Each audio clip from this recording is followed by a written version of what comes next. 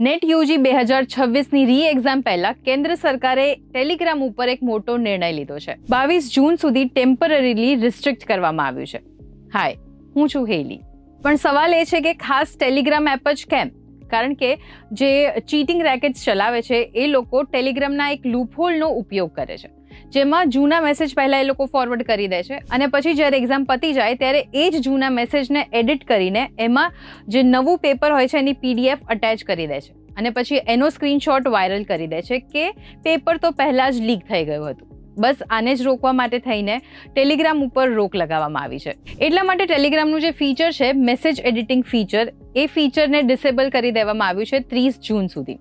કારણ કે સરકાર એવું ઈચ્છે છે કે મિસઇન્ફોર્મેશન અને આ પ્રકારની ફેક ન્યૂઝ ના ફેલાય. તો જેટલા પણ સ્ટુડન્ટ્સ આ પ્રકારની કોમ્પિટિટિવ એક્ઝામ્સ માટે તૈયારીઓ કરી રહ્યા છે એ બધાની સાથે આ ન્યૂઝ ચોક્કસથી શેર કરી દેજો, જેથી કરીને એ લોકો આ ફેક ન્યૂઝના જંજાળમાં ના ફસાય. અને તમે આવા ઇન્ફોર્મેટિવ ન્યૂઝ માટે ગુજરાત સમાચારના પેજને ફોલો કરી લેજો.